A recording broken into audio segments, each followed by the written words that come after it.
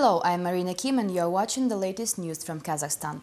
On Wednesday, the son-in-law of the president was elected the presidium head of the Businessmen Association Atamiken. The candidacy of Timur Kulibayev was suggested by the board chair Azat Piruashev and then approved anonymously.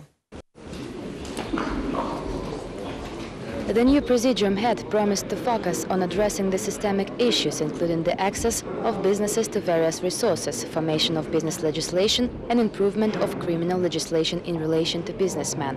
In addition to his new post, Timur Kulibayev is also the deputy chairman of the fund Samruk Kazana and the top manager of the three national companies Kazmunaygaz, Kazakhstan Temirzholi, and Samruk Energo. Interestingly, Timur Kulibayev, who is a billionaire, has never held a public post before. Kazakh business community is reluctant to comment about the new appointment of Kulibayev. Meanwhile, this will be already the sixth seat for him to occupy. The top manager of three national companies and practically a state official, Kulibayev has never held a public post before. Perhaps the members of the Presidium wanted their efforts to be more effective. I know that Kulibayev knows how to do business, and this is one of the most important areas of the Kazakh economy. The time will show what will come out of it. At the same time, Kazakh businessmen are more critical and vocal about the implementation and corruption within the state procurement system. The issue was raised on Wednesday during a roundtable in Almaty.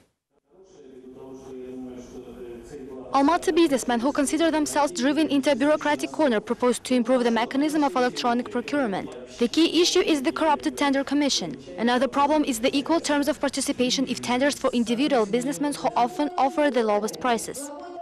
These businessmen simply go to the flea market and buy sub-quality products, for example, some old pens that no longer write as they have been lying in the storage for a year. Businessmen complain that the new system works as the lobby of interest, complete with the distribution of bribes. At the same time, all participants risk not only money but also their freedom. The state loses up to 40% on all procurements. How does it happen? You probably remember the situation with businessman Serik Turjanov, who was groundlessly accused of price inflating. In Bulat Atabayev's play Avalanche, people talk and whisper for 9 months, fearing the possible disaster. The analogy is clear, as all involved simply do not want to fight the system. The director of the play also prefers to stay beyond any systems, as it allows him not to care for tenders. They are thieves, and that is why they enforce such laws. What is the procurement system? Imagine, for instance, that I need a half a meter of some fabric for costume finishing. To get it, I have to find specific companies on the internet and announce a tender. All this just to get a half a meter of fabric. Many agree with Atabayev that it is better not to deal with the state at all. According to the business community, officials do not care about the problems of entrepreneurs. This is also evident from the fact that only a single state employee participated in the roundtable dedicated to the procurement issue. And here is another example of the exceptionally successful business career of a person with the civil service background. Bulat Utimuratov, the external advisor to the Kazakh president, was named one of the richest businessmen in the CIS. Russian magazine RBK published a list of Commonwealth billionaires.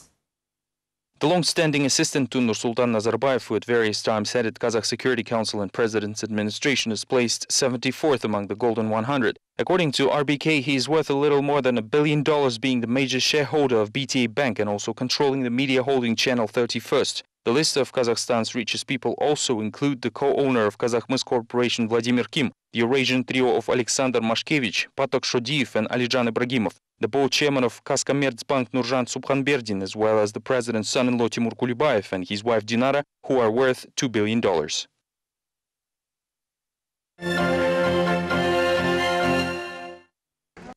On April 13th, Barack Obama met with Nursultan Nazarbayev and reached an agreement on the transit of American cargoes to Afghanistan through the territory of Kazakhstan. Meanwhile, activists of public associations called to hold the special OSCE summit in Vienna instead of Astana. On Wednesday, picketers in Washington demanded the US authorities to look into the situation regarding the freedom of speech and human rights violations in Kazakhstan.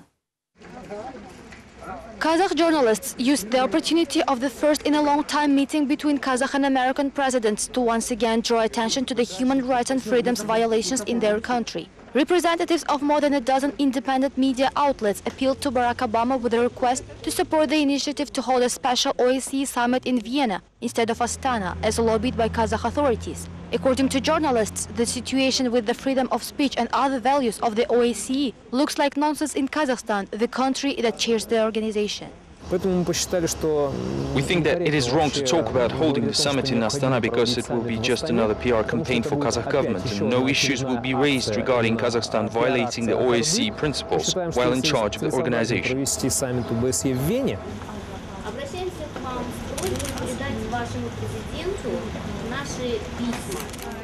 Journalists who signed the petition submitted it recently to the acting head of the U.S. Consulate General Robert Lane, who should pass it to Obama. Similar petitions were also sent to the consulates of Germany and France.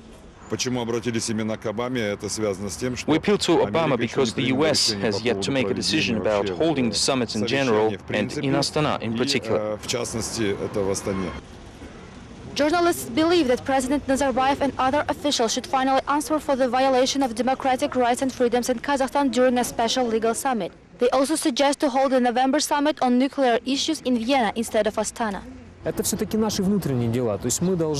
These are our internal affairs and we must deal with them inside the country, but we want the heads of other states to have information different from that supplied by Al-Qarda, which spends millions on it and then represents it as if everything is fine.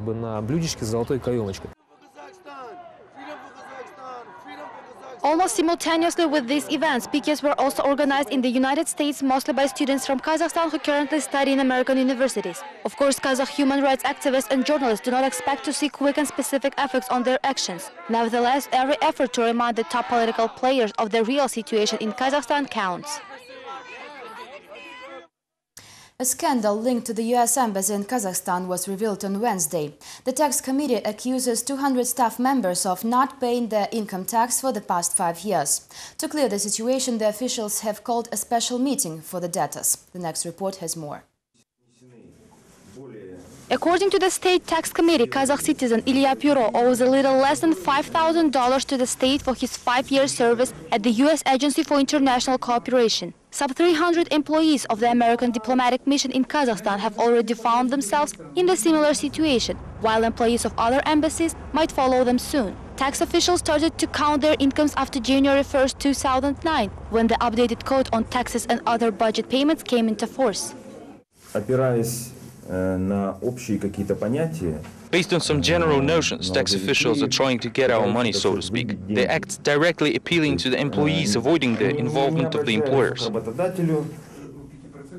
Ilya Pyro paid all of his taxes for the 2009, but he does not consider himself a debtor for the 4 years before the change of the code. In the contract with a foreign employer, the latter said to be responsible for covering all of the social payments. This way, the issue should be addressed to the U.S. Embassy, says Pyro. Meanwhile, American diplomats remain silent as international conventions allow them not to make any excuses. Kazakh tax inspectors are well aware of it and do not even try recovering the money from foreigners. They say that Kazakh citizens simply have a poor knowledge of the legislation and always had to pay on their own. The current activity is explained by the growing number of complaints submitted to various ministries.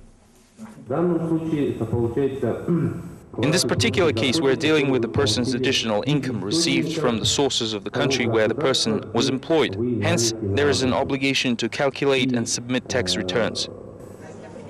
About 30 people attended the conference organized specifically for Kazakh employees of the American embassy. They, however, failed to understand the arguments of officials. At the same time, the tax committee pretended to make a compromise by promising not to file criminal cases if those with debts agreed to pay off the remaining taxes within a year.